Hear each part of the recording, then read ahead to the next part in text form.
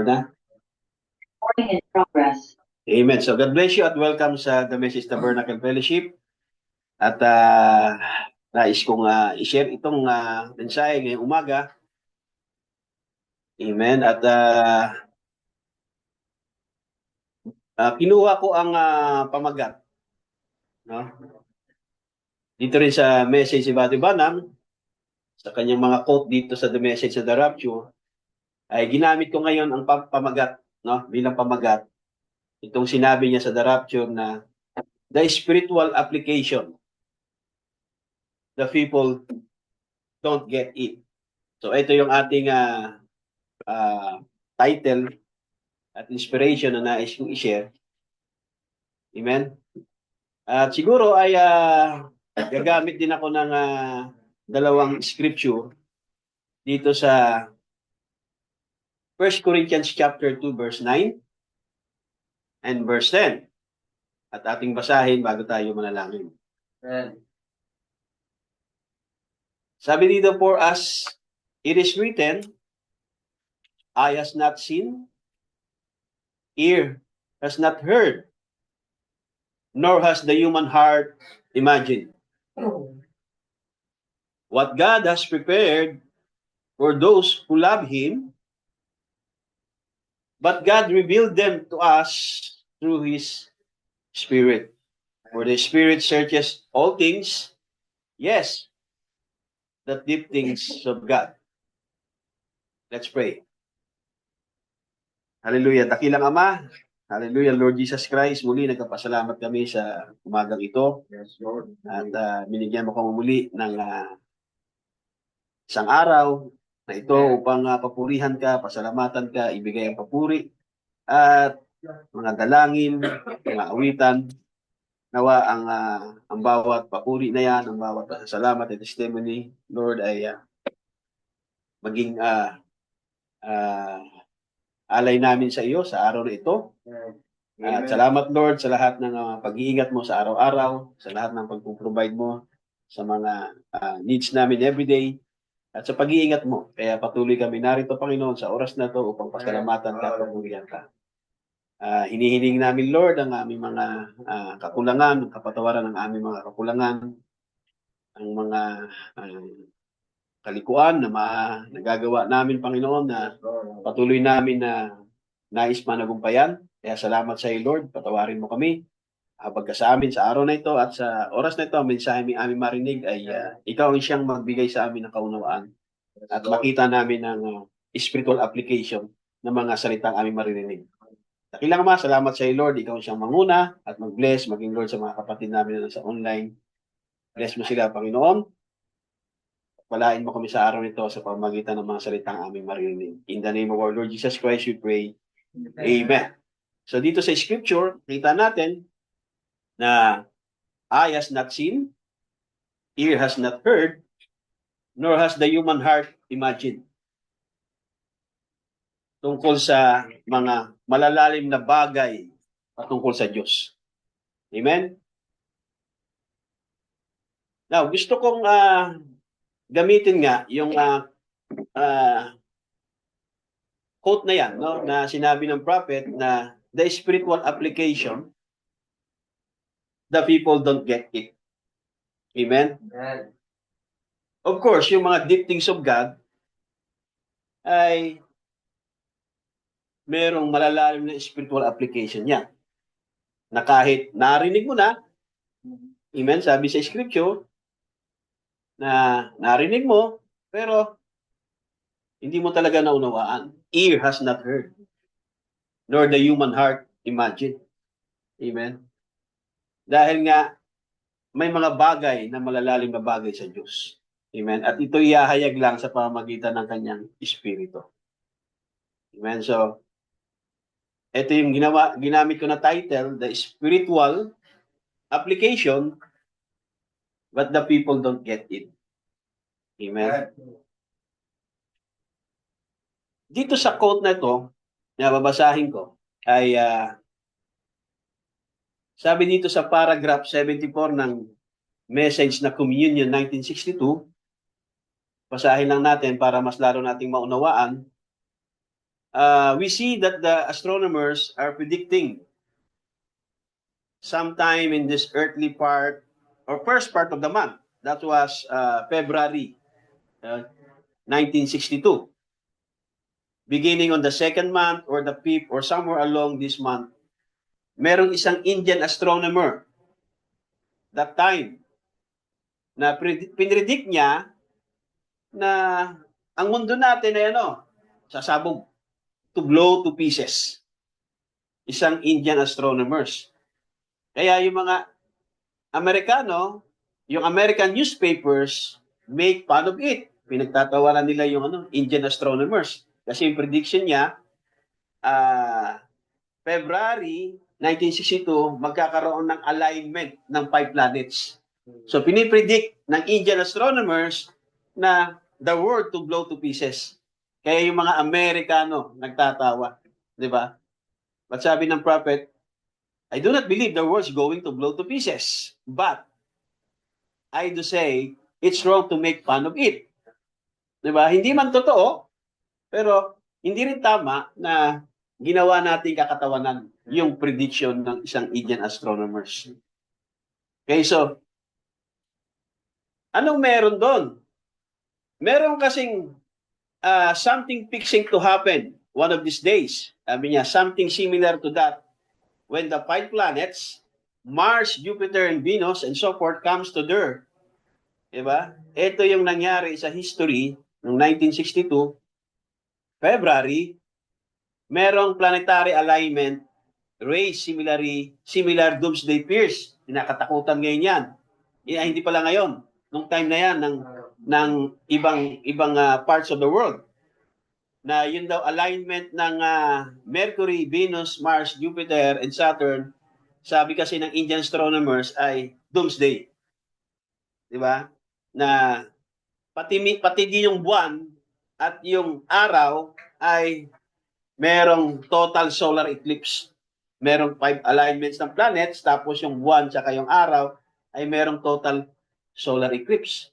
Kaya yung Indian astronomers, pinredict niya na magkakaroon ng tinatawag na blow to pieces ng mundo. Amen? Nangyari yan February 4, 1962. 5 planets align, but no end of the world. Walang nangyaring end of the world. Diba? Kaya lalong pinagtawanan ng mga tinatawag na American newspapers yung prediction ng Indian astronomers. So yung alignments ng 5 planets ay binigyan ng tinatawag na physical reality prediction ng Indian astronomers. At nung mangyari yan, ay but no end of the world. Walang nangyari. Pero sabi ng propeta, ito pa yung ibang report, sabi niya, others around the world had even more extreme reaction. At takot sila kasi magkakaroon ng alignment ng 5 planets at solar eclipse. Right. Kaya yung ibang bahagi ng mundo, dahil doon sa prediction ng Indian astronomers ay naghanda sila. Ang iba ay natakot. Yung iba ay more extreme reactions, stocking up bomb shelters in the United States and holding non-stop prayer vigils attended by millions in Bombay, India. Yung mga Hinduism. One group believers moved on masse to the town of Clito, Arizona. Diba? Yung mga grupo naman ng mga mananampalataya ay pumunta dun sa Arizona, which the group thought na iniisip nila was one of the 12 spots in the world saved from the imminent disaster. Others claim that the alignment responsible for the assassination the following year of US President John Kennedy. Yan. Si John Kennedy ay inassassin, was shot as he rode in motorcycle through the streets of Dallas, Texas on Friday, November 22, 1963. So yan yung kanilang tinatawag na mga physical application. Amen? Pero sabi ng prophet, I predict yung alignment ng 5 planets ng February 4 1962, sabi niya, I predict. Di ba? Si Buddy ba naman nag-predict? Okay, yung prediction ng Indian astronomer ay the world to blow to pieces. Kaya sabi niya, hindi ako naniniwala, pero sabi niya, I predict na merong spiritual application yung alignment ng five planets. Di ba? Noong February 1962. Sabi niya, I believe it's coming in the issue of God that the great revelation of the world will be open during this time. Yun yung prediction niya. Spiritual application. Okay?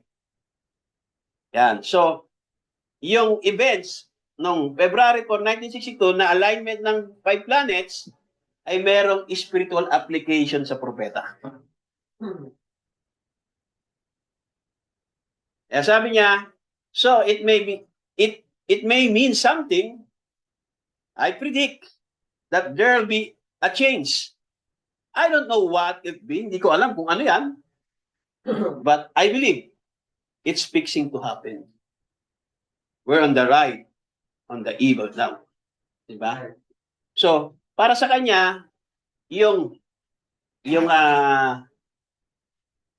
phenomenon na yan, di ba, ng alignment ng five planets at ng solar eclipse na yan, ay merong spiritual application niya sa propeta. Pero hindi niya alam kung ano yan. Basta para sa kanya, sabi niya, it may mean something. I predict that there be a change. I don't know kung ano iyan. Amen? Noong February 28, 1963, next year, sumunod na taon, di ba? Nagkaroon, mga kapatid, ng tinatawag na High Cloud Ring of Mystery noong February 28, 1962. Amen? Hindi agad nalaman niya ng prophet. Yan. Ito yung lathala ng Life Magazine, May 17, 1963, na merong High Cloud Ring of Mystery, hovering like a giant smoke ring. A great cloud appeared at sunset over Flagstaff, Arizona, last February 28, 1963. So nakita nila yan, nakita yan ng mga tao, nakuha ng camera, at hindi nila alam kung ano yung spiritual application niyan. Amen? At maging yung Science Magazine, nilathala nila yan noong April 19, 1963, na merong ring-shaped cloud seen at sunset on 28 February 1963 in northern Arizona and areas of nearby states. So nakita yan, mga kapatid, sa nearby states ng northern Arizona. So hindi rin nila alam ang spiritual application na yan. Okay? So, kung merong nangyaring alignment ng planet noong February 4, 1962, yung astronomical events naman natin, itong 2025, at gaya nga ng testimony ni Sister Janet na hindi lang mga unbeliever, no? Hindi lang yung mga stargazer, maging dito din sa message ay meron silang tinatawag na nakikita, kaso nakakatakot. Na para sa kanila, baka meron niyang tinatawag na epekto sa solar system natin, yung alignment ng 5 planets. Ng 6 planets actually. Merong astronomical events itong 2025 from January to February. 'Di ba? Yung planet alignment. Okay? Yung 6 planet will align in the night sky in January 2025 hanggang February matatapos eh. So may time pa kayo para panoorin gabi-gabi. This planet parade will be visible for several weeks.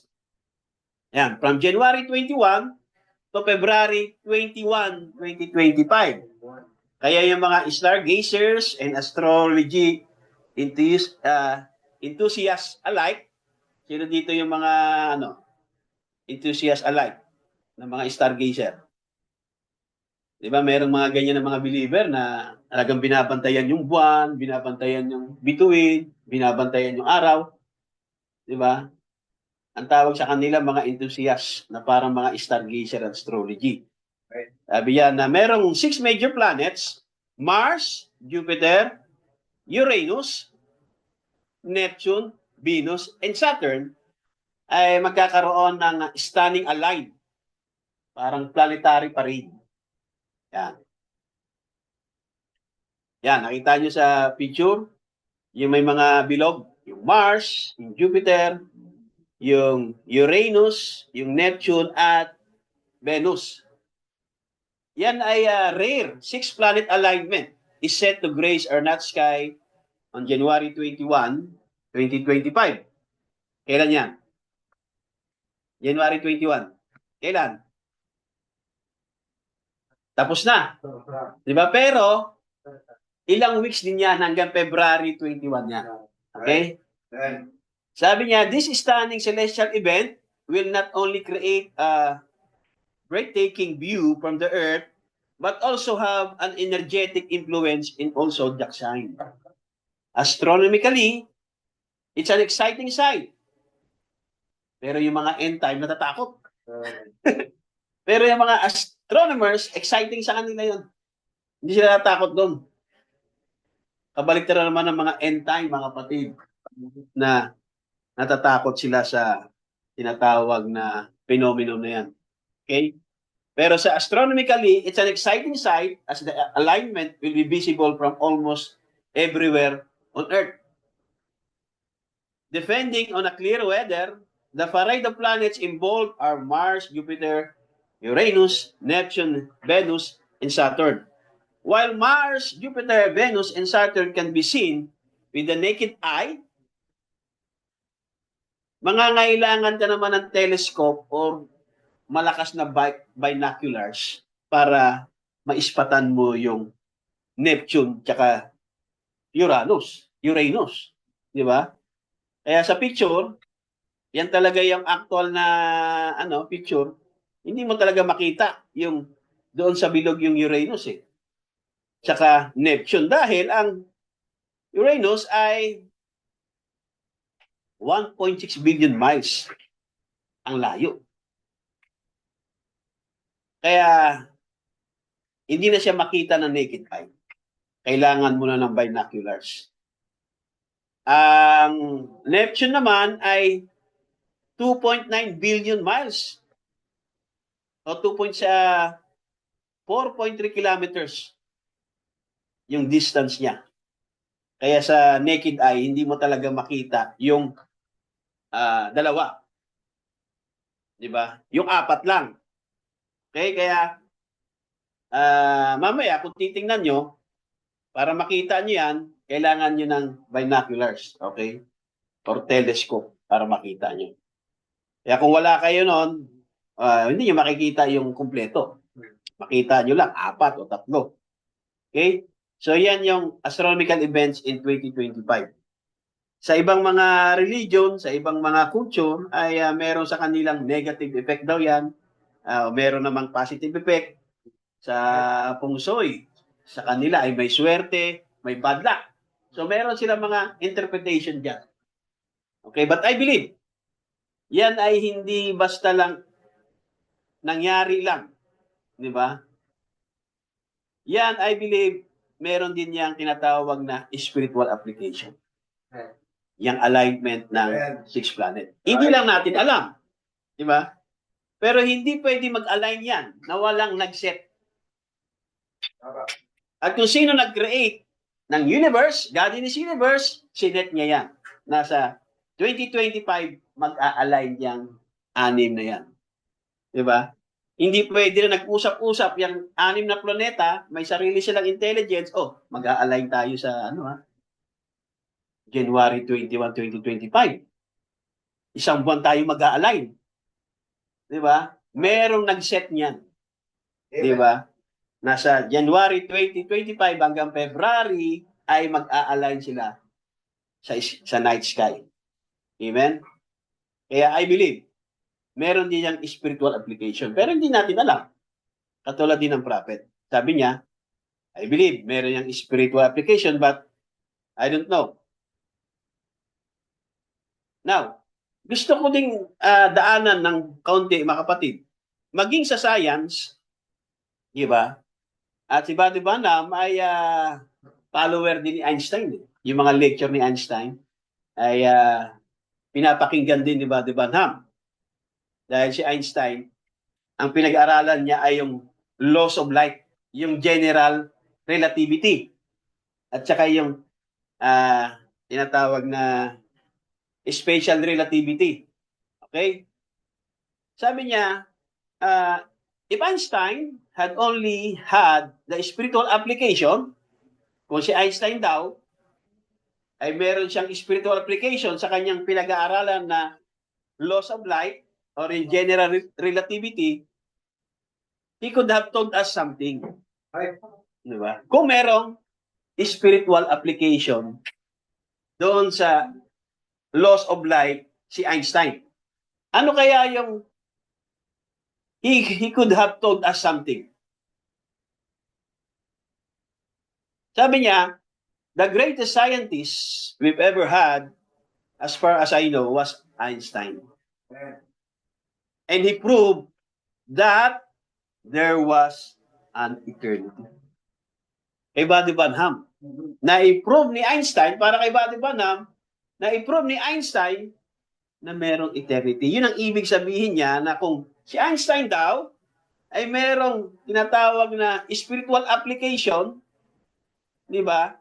Ay, sabi dito, sabi ni Einstein, Einstein said, I was listening to a lecture of him here the other night, New York City, that he made one of his last lectures. He was talking about a constellation, a little galaxy it was, in this constellation. Einstein said, if a man started through space traveling at the speed of light, yan. Kung magta-travel si Einstein, di ba? At the speed of light, ilang tinatawag na seconds? Sabi niya, 186,000 miles per second. Yun yung speed of light. Di ba?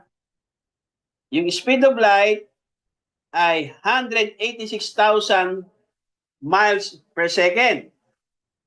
Now, sa tinatawag na astronomical unit, ang kanilang sukat from Sun to Earth ay tinawag nilang 1 astronomical unit. Diba? Yun ay 1 light year. Ang 1 light year ay 1 astronomical unit. Eksakto yan, simula sa araw hanggang sa Sun, 1 light year yan. Okay? Yan yung distant light travels in 1 year, 5.88 trillion miles per year. Diba? 186,000 miles per second. So, yung 1 light year, mga kapatid, sa miles ay equivalent ng 5.88 trillion miles per year. Pero sa space, yan ay 1 light year lang. Yan. So, yung distance from the sun, 8.5 light minutes. Kaya kung meron kang sasakyan na nagta-travel as light, as speed of light, yan ay 8.5 light minutes lang. 1 AU. Diba? Nearly 93 million miles kung babiyahihin mo ng tinatawag na anumang spaceship yan. Pero kung meron kang spaceship na nakakapag-travel as fast as the speed of light, ay 8.5 light minutes lang. Ganun lang kabilis. Right. Di ba? Kung ita-travel mo naman o iikutan mo yung Earth, ay 1 seconds lang, 7 times mong maiikutan yung Earth in just 1 seconds. So yan ang sabi niya, if a man started through space traveling at speed of light, 186,000 miles per second, it would take him 150 million light years to get there. Diba? He found eternity. Ilan daw? 150 million light years to get there. Kung magta-travel ka, he found eternity. Then, babalik ka sa Earth, to come back another 150 million light years, which would be 300 million years. Two-way na yon, balikan sa Earth. Di ba? 300 million years. Di ba? At in the space that he was gone from the Earth would only be 50 years. So 50 years ka lang nawala sa Earth. Pero nag-travel ka ng 300 million light years. Even in space. Pagbalik mo sa Earth, di ba? 50 years lang ang idinagdag ng edad mo sa Earth.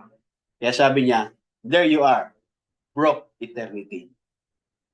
Yan. Kaya, kung merong spiritual application si Einstein sa kanyang theory about study of lights ay, di ba, sasabihin niya na merong eternity. Amen? At hindi nakita yan ni Einstein. Ang nakakita lang ang propeta. Amen? Now, gusto kong, yun lang ay, introduction lang. Amen.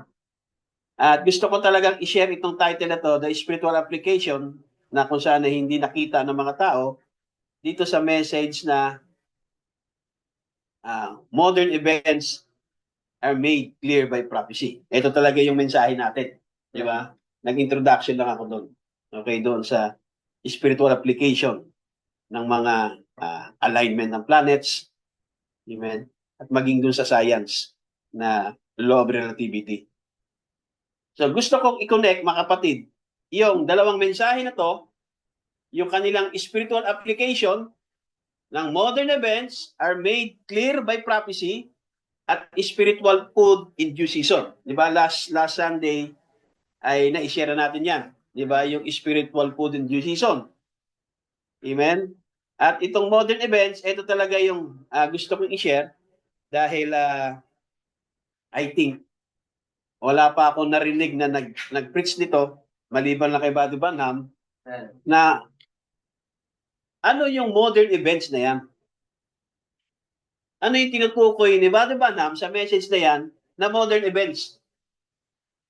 Di ba? So kailangan makita natin yung spiritual application ng modern events na yan. Kaya binigyan niya ng title na Modern Events Made Clear by Prophecy. Kaso nga, even end time, hindi naman nila nakita kung ano yung modern events na yan.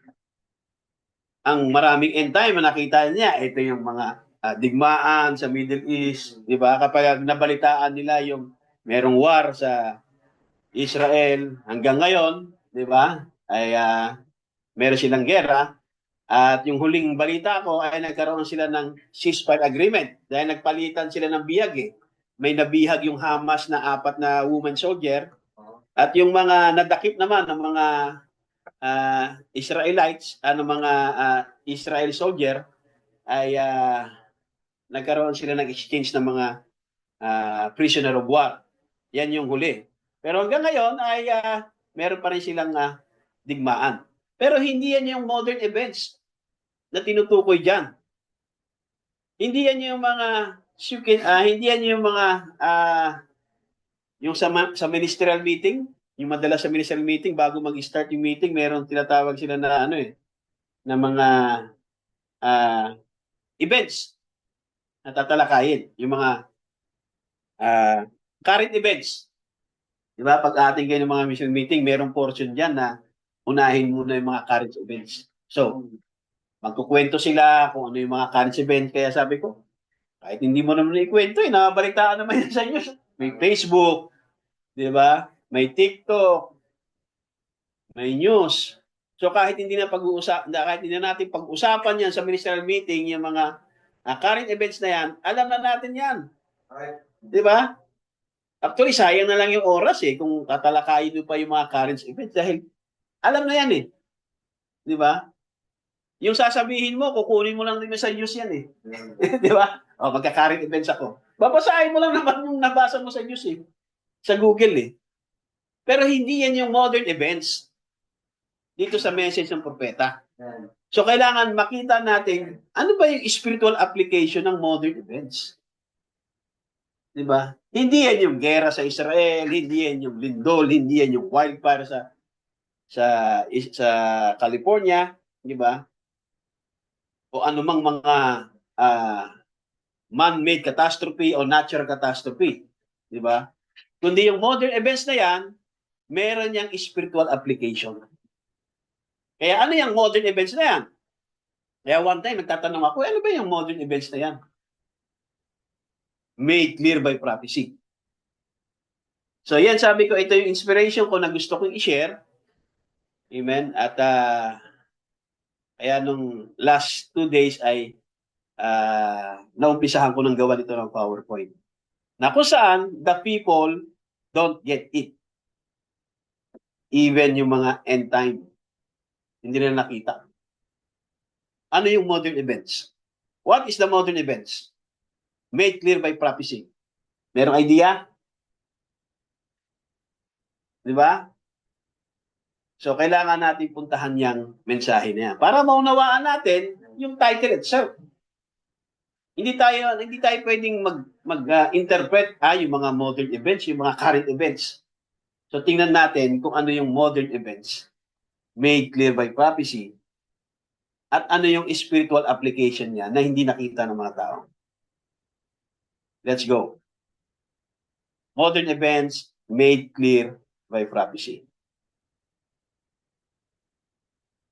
Yan, direkta na. Sabi niya, what a time it is that we're living in, something like a calendar. You look at the calendar to find out what day of the year you're living in, and you look at God's Bible to see what age we're living in. We are not living in the Methodist age, the Baptist age, so and so. We're living in the bride age. Yan yung modern events made clear by prophecy. We're living in the bride age. Sa mga mananampalataya, sa mga bride. Di ba? Pero kung you're not part of the bride, you're living in Pentecostal church age. Di ba? Yan naman yung tinatawag na at the same time, kung hindi ka part ng bride, ay Pentecostal age ka. Amen? Laodicean age. Pero sa bride, mga kapatid, yung modern event sa kanya ay we're living in the bride age. Yan yung spiritual application. At yan ang hindi nakita ng mga tao. Di ba na yung panahon natin ay bride age, spiritual application. Okay? So pag tinanong kayo, ano ba yung modern events made clear by prophecy? Ayan. We're living in the bride age. Ganun lang kasimple. Kasi babasahin mo na lang naman eh. Pero, di ba? Hindi masagot. Nagtatanong ako, wala makasagot. Amen? We're living in the bride's age. Yan yung modern events made clear prophecy para sa mga bride. Amen? Yung labas sa bride. And at the end of each age, when the church is come to the turning place, and it's turned from the word. Saan sila nag-turn? Saan sila lumiko? Galing saan? From word. Saan sila bumalik? To sin and worldliness. Yan din yung modern events made clear by prophecy. Kung sa bride, mga kapatid, yan ay bride age. Outside the bride, yan naman yung modern events nila sa mga unbeliever, sa mga churches. Okay?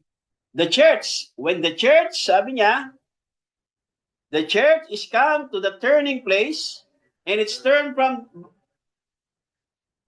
the word back to sin and worldliness.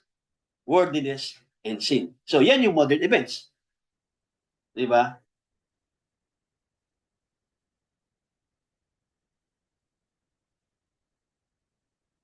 The evening light promised by the prophet of God ay Zechariah 14:7. may again open to the true believers' eyes to the events that's taken place. So, yan yung modern events. Yung propesya ni Prophet Zechariah sa 14, verse 7, yan yung modern events sa panahon natin sa bride. Okay? At dalawa yan. Di ba? Sa bride, evening light. Pero sa mga unbeliever, ano yan? Kapatid, Laodicean church age. Diba? Hindi mo malaman kung umaga o gabi. Diba? O events made clear by prophecy. So yan yung events made clear by prophecy pala. Hindi yung mga current events na nababalitaan natin. Kundi yung prophecy ni Zechariah. Amen? Na merong tinatawag na evening light. Evening time message. Sabi niya, there will be a day that it won't be called night or day. Anong klaseng, ano yan? Diba? Yan yung modern events natin. Hindi mo malaman itong panahon natin. Hindi mo malaman kung night ba or day. Diba? Yan yung modern events. Pero sabi niya sa bride, but in the evening time, it shall be light. So merong dalawang muka. Diba? Yung modern events. Sa bride, evening time message. Outside sa bride, di ba, ay tinatawag na Laodicean condition. Okay?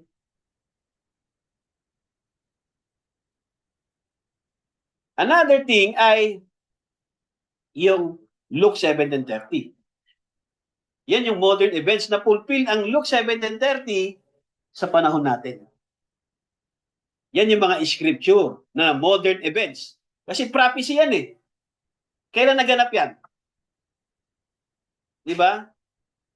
Sa last day, sa panahon natin. So yan yung modern events.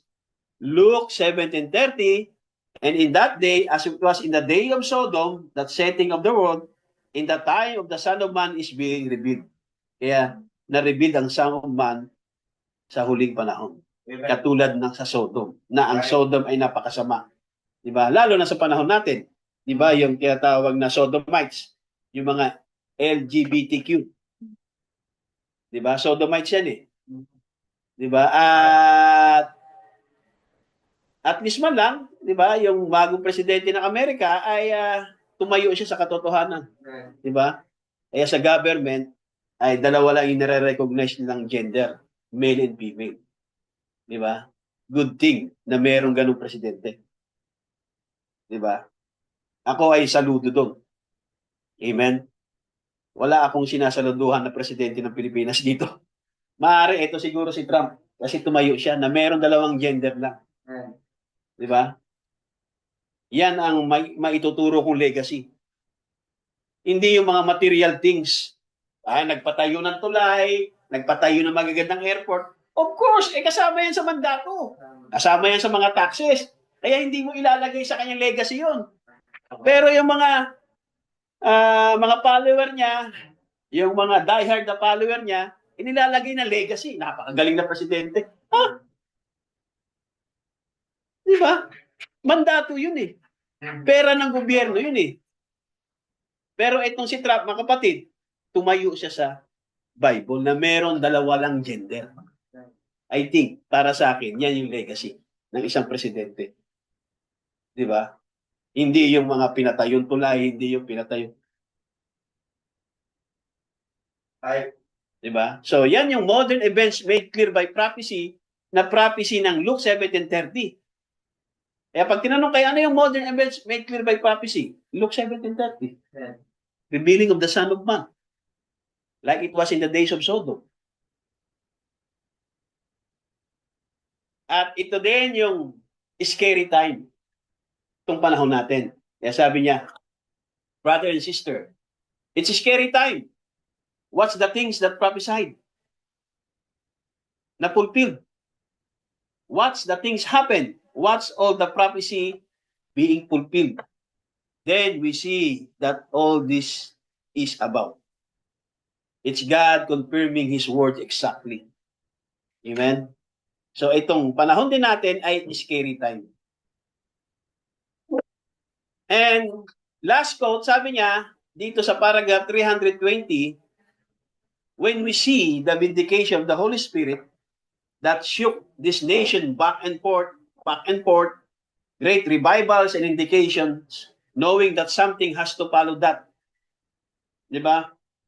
Merong mga tinatawag na vindication ng Holy Spirit na inuga.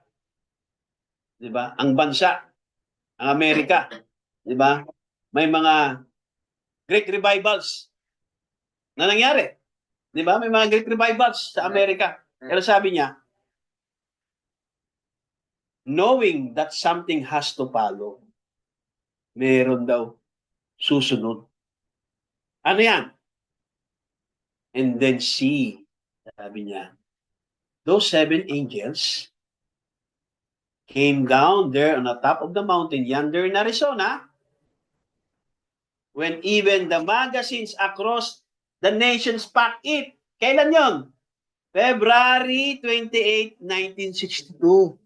So yung mystery cloud na nakuhaan no ng Science Magazine at ng Life Magazine, meron yung spiritual application. Right? Sabi niya, yan. Sabi niya, to see Jesus himself there in the sky. Para makita daw natin, yung mystery cloud na yan, para makita daw natin, spiritual application, para makita natin, sino? Si Jesus Christ mismo saan? Yan. Di ba? Si Jesus Christ ba yan? Kailangan mo ng spiritual application para makita mo, ma-recognize mo na yung mystery cloud ng February 28, 1963 ay to see Jesus himself there in the skies looking down. Tignan niyo, kaya niyong imagine yan? I-imagine niyo yan eh. Na si Jesus Christ nakatingin sa baba. At sinasabi niya na in the Revelation 10:7, in the 7 angels message, these seals would be opened, the mystery of God would be made known. Yun yung spiritual application ng tinatawag na mystery cloud na yan. So para ma-visualize nyo yung sinasabi niya, ay yung picture na yan, i-turn nyo pa right side. Yan, i-right side nyo. I-turn nyo pa right side. Right. Yan. Kita nyo parang muka. Di ba? Na parang nakatingin siya. Di ba? Kaya yung ibang mga loko-lokong end time naman, ikinrap yung mukha ni Hoffman sa loob. Diba? Kinrap nila eh. Yun ay edited na. Ito yung original photo ng Mystery Cloud. Pero yung mga kinrap na mukha ni Hoffman, edited na yon. Pero dahil sinabi din kasi ng prophet yan na to see Jesus himself there in the skies looking down, di ba? So imagine mo na yan yung face ni Jesus Christ. Kaya yung mga artists ay kinrap nila ngayon yung Hoffman's face. Right. Di ba? Pero hindi yun original, edited na yun. Eh yung ibang mga end time, ay, yun ba yung mystery cloud? Mukha pala ni Jesus. Di ba? Kung i-imaginein mo, di ba, na to see Jesus himself there in the sky, sabi niya, Jesus said, there in the sky, looking down. Di ba? Tingnan nyo, parang nakatingin siya sa baba.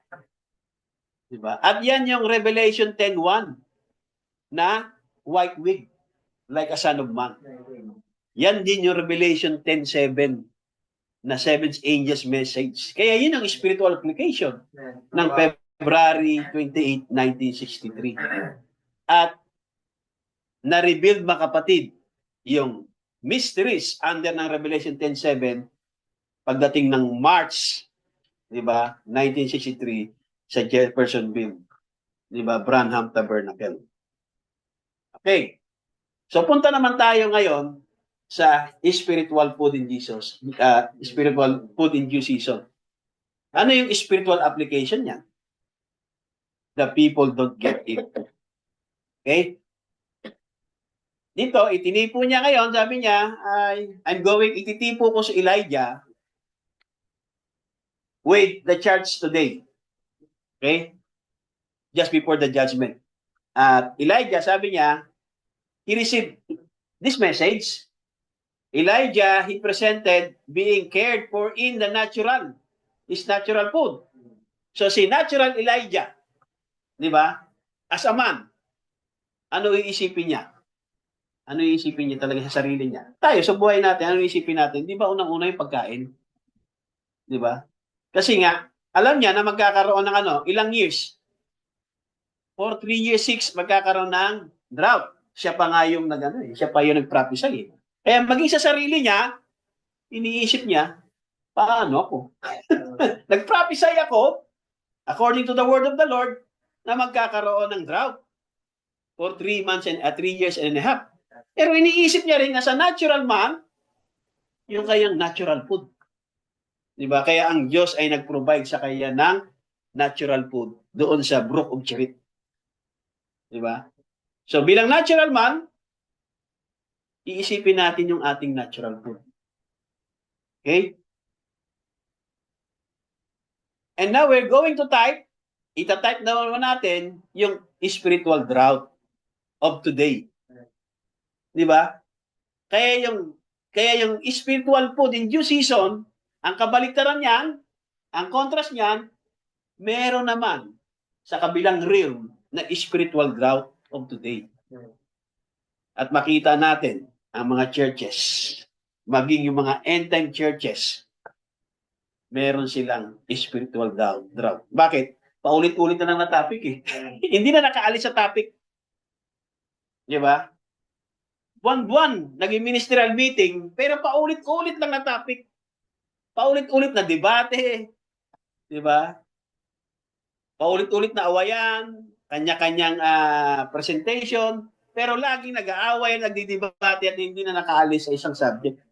Di ba? Yung who is Melchizedek na lang, yung Chopari na lang eh. Hindi na nakaalis. Di ba? Kaya makita mo, spiritual drought na. Wala nang mensahe. Iikot-ikot na lang doon sa mga mensahe na yon. At sila-sila pa rin yung mga nagpe-present. Di ba kaya magsasawa ka na eh? Ito na naman, magpe-present. Next month, siya pa rin magpe-present. Next month, siya pa rin. Di ba? Sabi ko, sayang ang time. I-reserve ko na lang yung energy ko sa pagbabasa na lang direkta sa mensahe. Kaysa makinig ako doon sa mga nag-teacher-teacheran. Di ba? Sabi niya, ang panahon natin, mga kapatid, yung mga churches ay spiritual drought of today na. Wala nang ma-preach sa simbahan eh. Di ba? Pero tayo, mga kapatid, dito sa TMT, meron tayong spiritual food in due season. Amen. Di ba? Hindi tayo nauubusan dito. Amen. Hinalt ko na nga yung part 3. Actually, may part 3, hinalt ko lang eh. Di ba? Nag-uumapaw yung mensahe natin dito. Amen? Sabi niya, yung church of the day, mayroong spiritual drought of the day. Amen? Bakit? Dahil sin and unbelief by false teachers. Dito sa end time, napakaraming teacher dito, Brother Roger. Napakaraming teacher. Simula sa pastor, teacher. Yung mga worker niya, teacher din. Di ba? Napakaraming teacher dito. Yan ang problema dito sa end time. Di ba? Yung mga modernists in the church. Napakaraming teacher. Amen. Sin and unbelief by the false teachers and modernists in the church. Paano mo malalamang false teacher? Pag nagturo ay nag-break yan at wala sa mensahe yan, false teacher yan. Right. At wala sa mensahe. Diba? Balikan ko lang ulit. Nag-present. Diba? Nag-aaway sila. Na ang 7 seal sarado. Yung isa naman bukas. Ang hindi niya allow na ang 7 seal na sa loob ng 6 seal. Diba? Sabi sa prophet, yung modern events made clear by prophecy, bakit may mga spiritual drought? Diba? Kahit anong gawin pag-teaching, mga kapatid, nahirapan. Pati siya nalito eh. Right. Diba? Kasi nagpipilit na teacher. Yan din yung modern events. Diba? Na yung sin and unbelief by false teachers and modernists in the church. Diba? Kaya meron silang spiritual drought. Ulit-ulit na lang, paikot-ikot. Yun at yun pa rin yung mga mensahe. Wala nang bago. Kaya yung iba sumisilip eh. Sumisilip dito ba? Diba? Sumisilip sila dito sa TNT. Kasi kakaiba dito yung mga title ah. Pero pag sinilip mo na sa mensahe natin, wala tayong ini-invento dito. Maging yung title natin, kinukuha din natin sa message. Amen. Diba? At binabasa natin. Diba? Hindi tayo nagdadaldal lang. Kaya ako, pera ko sa inyo. Dahil binabasa ko lang at nababasa nyo.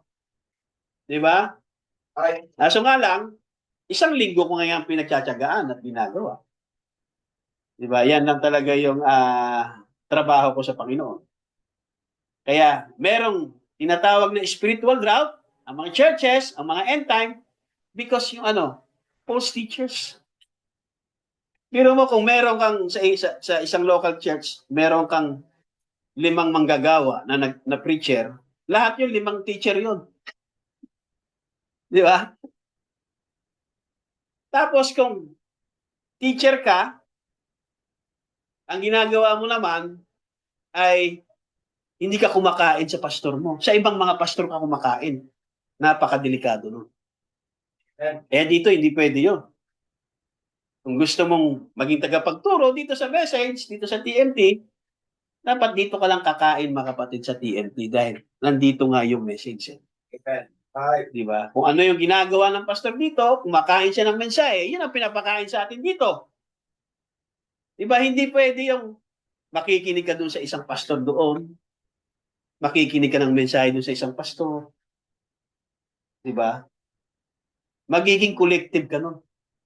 At sasabihin mo, mas magaling ako. Kasi lahat yan pinapakinggan ko. Kinukuha ko yung kanilang. Di ba? Magiging collective ka at napakadelikado nun. Right. Di ba? Kaya kung saang local church ka, kung sino yung pastor mo, doon ka kakain. Di ba? Kaya hindi pwede lahat teacher eh. Kaya ngayon, merong spiritual drought dito sa tinatawag na modern events made clear by prophecy. May mga spiritual drought sila. Wala silang spiritual food in due season dahil merong mga false teachers. Amen? Kaya Elijah during this time had a secret place that God had ordained for him to go. Diba? Kaya tayo ay merong secret place. Amen?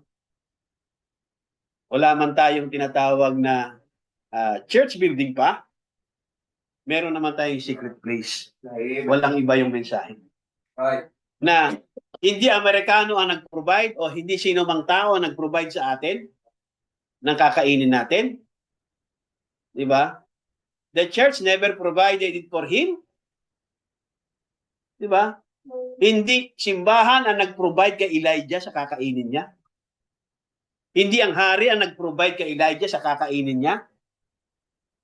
But God provided a secret place for Elijah. Amen. Ano yun? Yung brook of Cherith.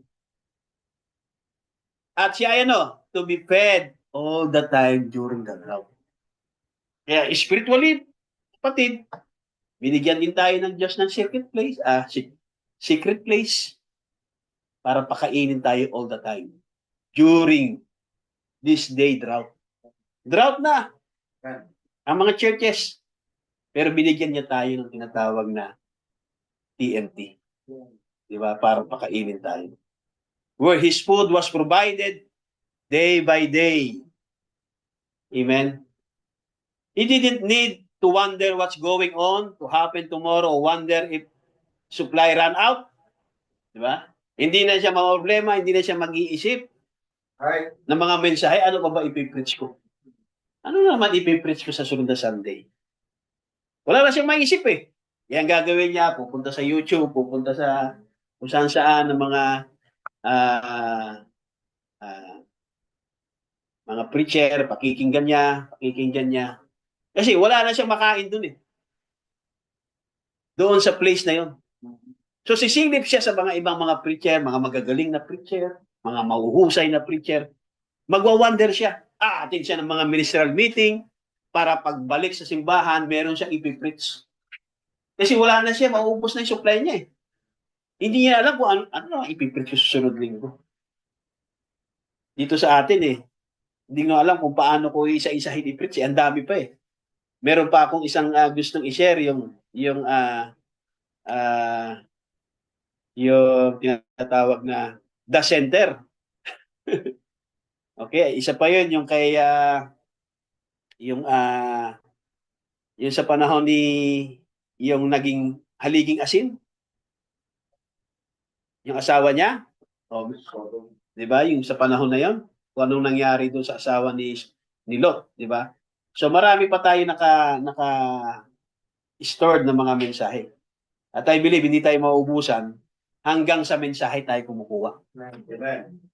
Mauubusan ka pag sa tao ka kukuha, Right. 'di ba?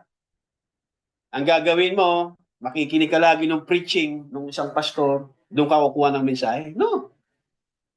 Kahit hindi ka makinig sa preaching ng isang pastor, dumirekta ka lang sa message, umaapaw ang mensahe. Amen. Hindi ka maubusan ng supply na ipipreach sa church. Di ba?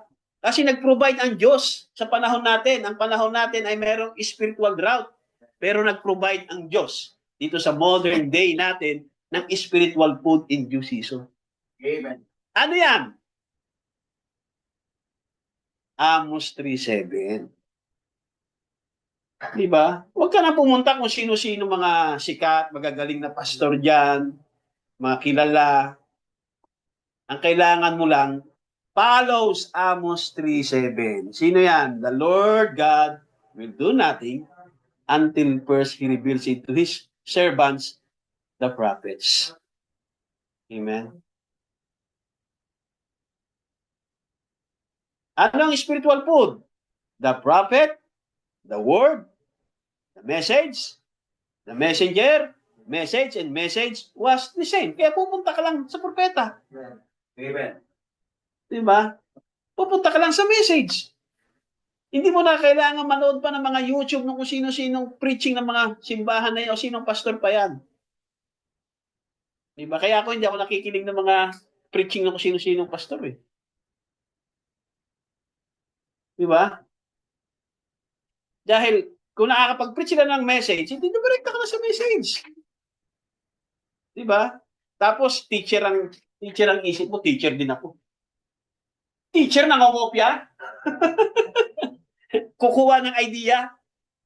Diba? Tapos sasabihin, teacher? Diba?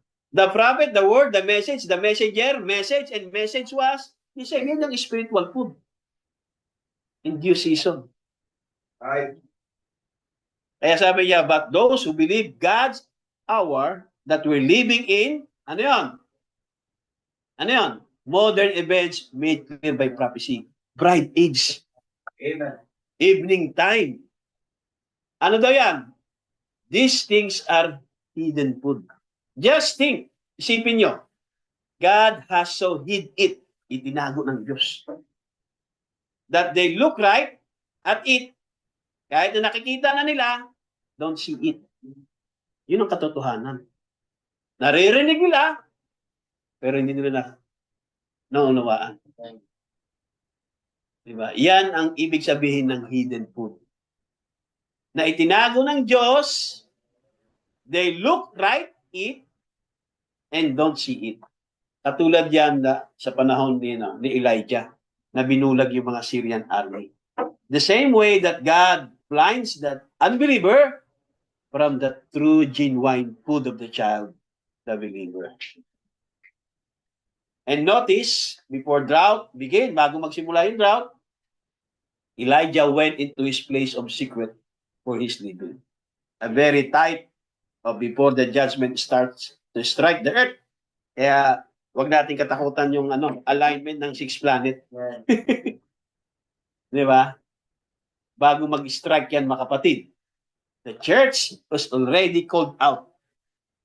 Tinawag sila sa pamamagitan ng spiritual food in due season. Amen. The bride is already chosen. Anong hinihintay na lang? And just waiting. Di ba? Yung rapture before judgment strikes. So bakit mag-worry ka? Di ba? Kung ano man yung, kung meron mang yung tinatawag na significance yung alignment ng 6 planets na yan.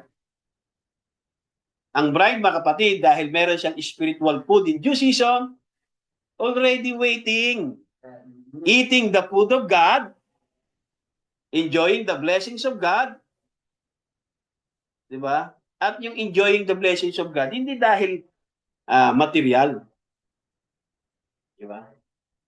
Yung mga bagay-bagay na meron ka dito materially, hindi. May sasakyan, di ba? Meron kaming magandang simbahan, meron kaming tinatawag na mga events, mga programa kami, di ba? Nag-i-enjoy kami kapag meron kaming mga camp meeting eh. Kasi maganda yung lugar ng camp meeting namin. Di ba? Makakapaggala kami sa mga camp meeting. Makakapag-relax. Hindi yun yung enjoying the blessings of God sa camp meeting. Na kaya gusto mo pumunta ng camp meeting, di ba? Kahit alam mo naman walang mensahe naman talaga, at gusto mo lang mag-relax. Ibang enjoying yun. Sa flesh yun. Pero ang camp meeting, mga kapatid, ang totoong camp meeting, enjoying the blessings of God. Hindi yan material. Yan ay spiritual application. Amen. Yun ang hindi nakikita ng mga churches. Na ang camp meeting, akala nila magpasyal-pasyal lang, mag-relax lang, magpahinga-pahinga. Di ba? Hindi ka makapagpahinga dyan, mapapagod ka at yung bulsa mo, gastos yan eh. Right. Di ba? At mag-aabono ka dyan pag-camp meeting. Di ba? And any man in his normal mind knows that we're headed straight. We are right in the hour of judgment.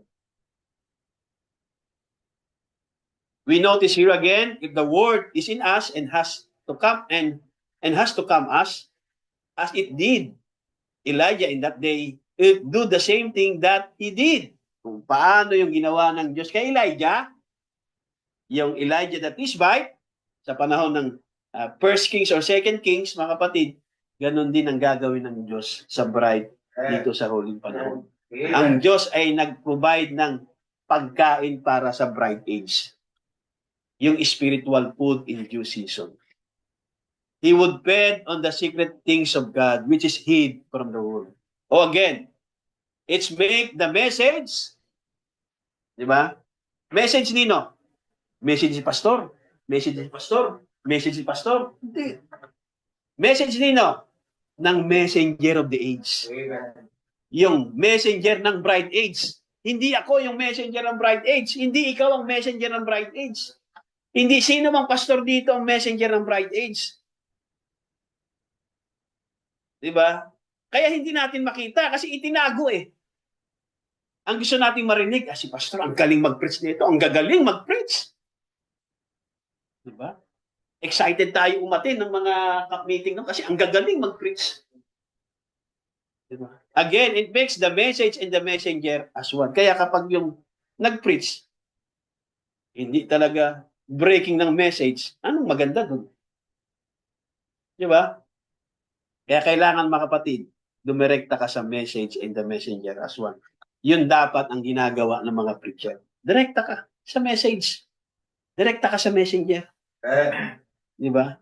At kung hindi ka teacher, huwag kang mag-claim na teacher ka. Diba? Hindi porke nagpastor ka, teacher ka din. No, sir. The spiritual food is ready. Ayan. And it's in the season now. Kaya hindi mo na kailangan magpupunta kung saan sa ang YouTube channel. Di ba? Baka mapahama ka pa dyan. Amen? Huwag ka kung saan siyang nakikinig ng mga FB Live preaching. Di ba? Sayang lang ang oras. Kasi bandang huli, ikukomento mo din ang negative. Eh. Di ba? Inimbestigahan mo lang kung anong pinrich ni Pastor Alan, pinrich ni Pastor George. Inimbestigahan mo lang naman yan eh. Magkukomento ka din dyan ng negative eh. Sinayang mo lang oras mo. Hindi, nagbasa ka na lang direkta. Di ba? Magiging ano lang yan eh. Chismis na lang eh. Alam mo ba, yung preaching ni ganito, preaching.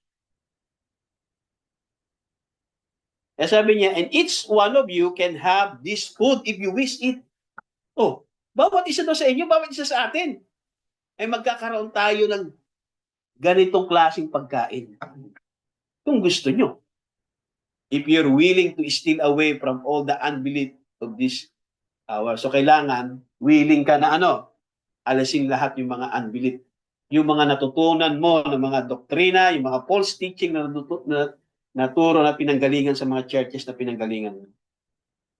Diba? The spiritual food is ready and it's in the season now. Mabilis lang to. Matapos na tayo. Kaya sabi niya, and remember His promises in Malachi 4, number 1, Luke 17:30, St. John 14, Joel 2:28. Yung lahat na scripture na yan ay pointing to these last days. Bride age yan. Sa bride age yan. Kaya nga modern events made clear by prophecy. Yan yung mga prophecy. Nung Malachi 4, Luke 17:30, John 14:12, Joel 2:38, Revelation 10:7, Amos 3:7. Lahat ng mga scripture na yan pointing to these last days. Diba? Yan yung modern events made clear by prophecy. At the same time, yan din yung spiritual food. Kaya sabi ko kanina, merong application yung dalawang message na yun, diba? 1965, yung modern events at yung spiritual food in due season. Yan. Yan yung spiritual food natin. Yan din yung modern events made clear by prophecy. Diba? Plus, hindi mawawala, mga kapatid. Kung ikaw ay may sakit, there is a healing there. Yeah. Eh sa end time, wala nang first full. Diba? Kaya pag may sakit, takbo ka agad kay Mercury, takbo ka agad sa kung saang ospital. Diba? If you are sick, there is a healing there. Kasama sa pagkain natin yan. Pagkain ng katawan natin yan, yung healing. Kapag nagkasakit ang katawan natin, merong spiritual healing. Diba? Divine healing. Kaya sabi niya, sa spiritual food in due season, if you are sick, there's healing there. Any kind of sickness, any kind of disease, I believe. Diba? Merong healing yan. Hindi pwedeng wala. Kahit na yung sakit na sinasabi kanina na Kawasaki, na hanggang ngayon yung science, yung medical science ay wala silang, hindi nila masabi kung ano yung cause. Di ba? Kung ano yung cause. Kaya kahit anong sakit pa yan, kahit Kawasaki pa yan, mga kapatid. Amen. Meron tayong spiritual food in due season. Meron tayong tinatawag na miracle healing. Meron tayong divine healing. Hindi pwedeng wala. Kung nasa bright age ka, hindi pwedeng walang first full, hindi pwedeng walang second full. Amen. Diba? Third full ka ng third full. Diba? Pero wala kang divine healing. Amen? Kaya yung modern events, made clear by prophecy, meron siyang spiritual application sa message na spiritual food and season. Kasi nga, yung Revelation 10:7, Malachi 4, Luke 17:30, Joel 14:12, Joel 2:28, Amos 3:7, yan yung mga modern events made clear by prophecy ni John, ni Malachi, ni Lucas, ni John, at ni Joel, at ni Amos. Kaya meron tayong spiritual food in due season. Yan, mga propeta na yan. Diba? Kaya ang modern events made clear by prophecy. Ang modern events, hindi yung digmaan sa Israel, hindi yung LA wildfire, hindi yung 6 planet alignments, di ba? Na kinakatakutan ng ibang mga tao, di ba? Hindi mga current events na yan, kundi ang modern events are made clear by prophecy, mga kapatid. Ang tinutukoy dyan ay bride age. Evening times for the bride only. Outside sa bride, ang modern event sa kanila ay Laodicean church age, yung lukewarm condition. Ito yung sinabi din at the same time sa Sekaraya na hindi mo malaman kung araw o gabi. Pero sabi niya, in the evening time, it shall be light. Di ba? Sekaraya 14:7. Hindi ko na isama doon. Di ba? Ano yan? You say, I am rich. I have grown wealthy and need nothing. But you do not realize that you are wretched, pitiful, poor, blind, and naked. Yan ay spiritual application. Yan, Revelation 3:17 ay spiritual yan. Diba? Physically, rich sila. Diba? Malalaki ang mga simbahan. Diba? Malaking organization. Diba? They have wealthy, naturally, but spiritually, spiritual application, sabi niya, but you do not realize that you are wretched, pitiful, poor spiritually, blind spiritually, naked spiritually. Diba? Yan naman yung tinatawag na another thing ng modern events made clear by prophecy pagdating, mga kapatid, sa Laodicean church age condition. Hindi sa atin yan. Diba? Ang sa atin, mga kapatid, itong bride age, evening time, spiritual food in Jesus. Yan. Ano yung spiritual food in Jesus? The prophet, the word, the message, the messenger, the message, and the message. Hindi ang spiritual food Jesus ay si pastor, si teacher, si pastor. Ang spiritual food natin, mga kapatid, ay the prophet, the word, the message, the messenger, the message, and the message. Doon na lang tayo kukuha ng pagkain. Hindi tayo kukuha kung ano yung message ni pastor. Okay lang sana kung kinuha ni pastor doon sa message. Paano kung gumawa ng kwento? Alam nyo ba na ang 7 seal nasa loob ng 6 seal? Talaga mainit ako dyan. Kasi ang Great White Judgment, kung hindi natin mababawi, hindi natin pagsisihan yan, hanggang Great White Judgment, ipipreach yan. Di ba? Ang tao, mga kapatid, hindi natin ang oras. Alam yung oras natin. Kaya nga ayon sa statistics, di ba? Na halos every 2 minutes or every minutes, every seconds, namamatay ang tao. Yung mga tao namamatay. Di ba? So, kung ma-realize natin to, mga kapatid, lahat ng mga maling katuruan natin, ayusin na natin. Huwag tayong mahiya. Kasi napahiya ako. Kahit na napahiya ka pa, kung alam mo naman, ma-realize mong mali, suko mo na. Mag-aya mo rin ka sa church mo.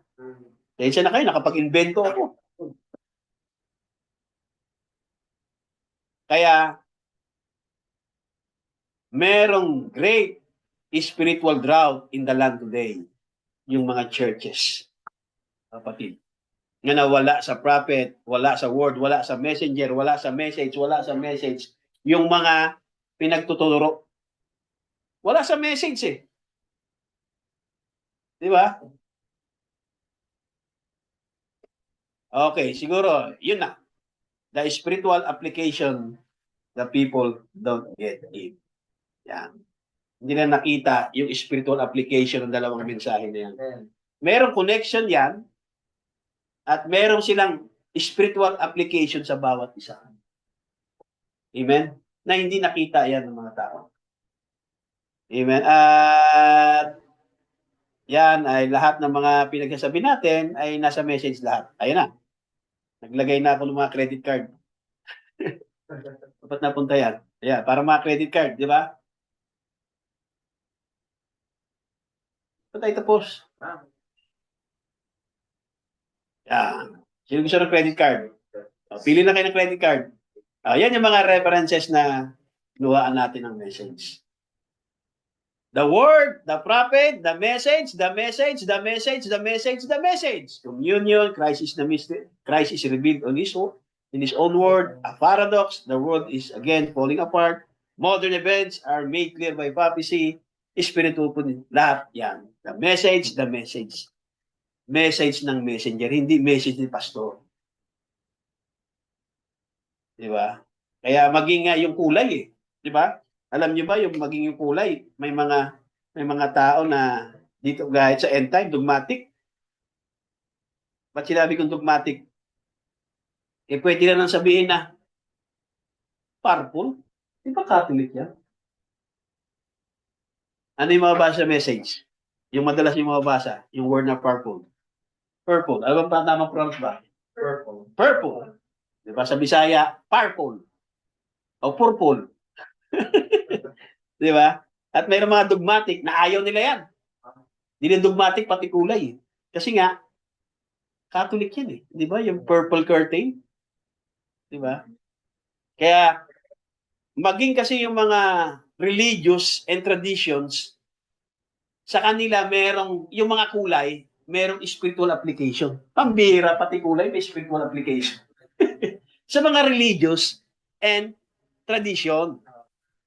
Di ba? Pumipili sila ng makulay. Kaya, hindi porke purple, ay isipin mo, ay, ano yan, Catholic?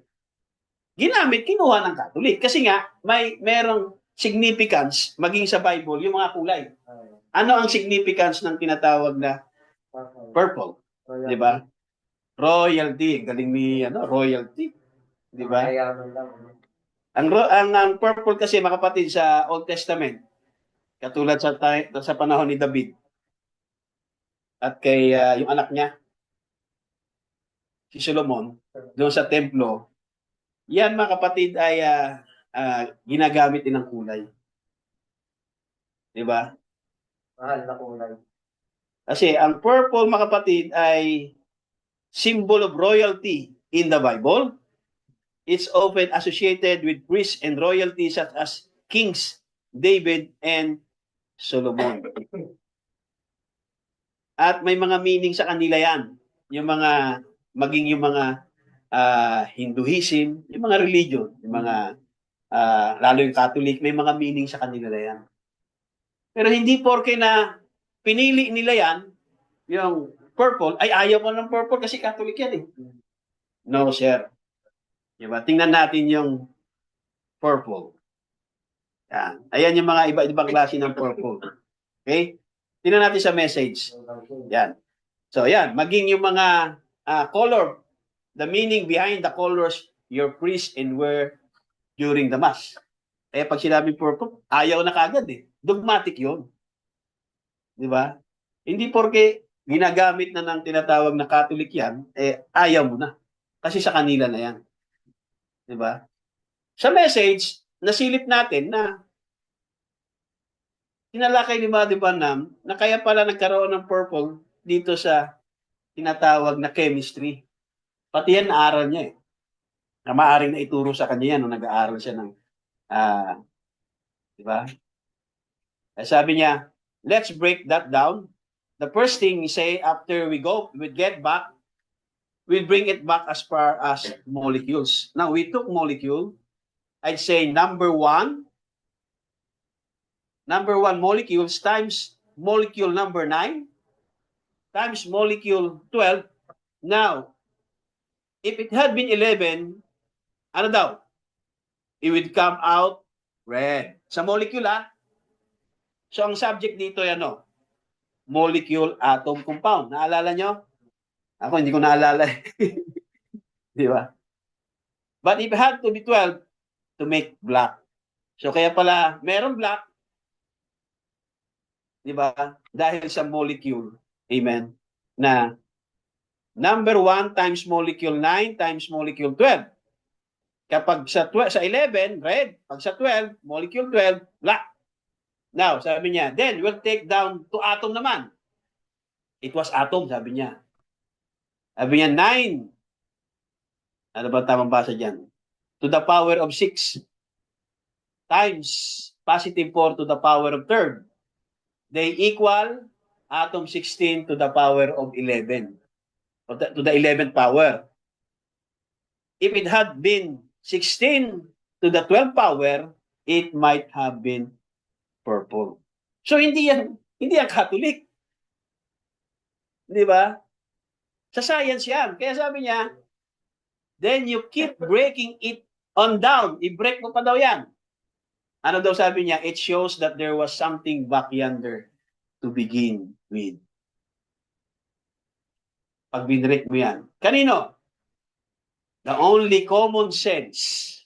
Kung meron kang common sense, hindi ka dogmatic. Kapag sinabing purple, purple curtain, Catholic yan, ayaw ko yan, pangit na kulay yan, kasi Catholic yan eh.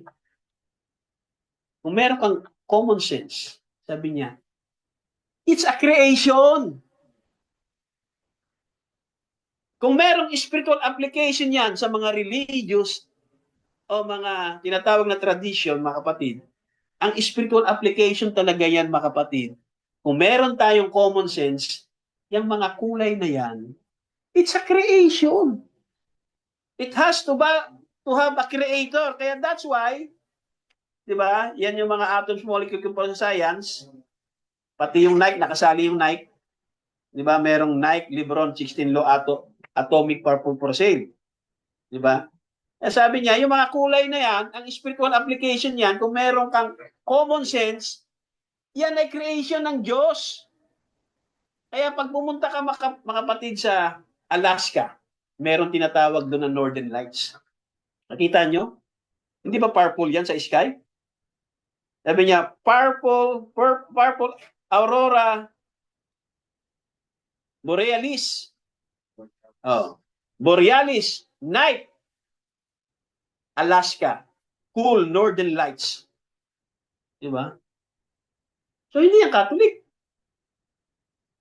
Kaya hindi porke gumagamit ka ng purple, ayaw mo na. Di ba? Yan, mga kapatid, nagpapakita, yung kulay ng purple, nagpapakita sa atin na merong creator. So, merong spiritual yan, application yung purple, kundi meron palang creator. Kasi kahit sa night sky, makikita mo may purple. Yan. Kaya gusto kong pumunta sa Alaska para masaksihan ko mismo yan. Doon sa, di ba, sa observable universe. Yan. Di ba? Oh, ayan pa. May green pa. Di ba? Kaya makita mo yung creation ng Diyos. Yan ang spiritual application ng purple. Pinili lang yan ng Roman Catholic Church, kaya tinawag sila ni Brother Branham na purple curtain kasi nga it signifies royalty. Pero hindi sila yung unang-unang gumagamit ng kulay.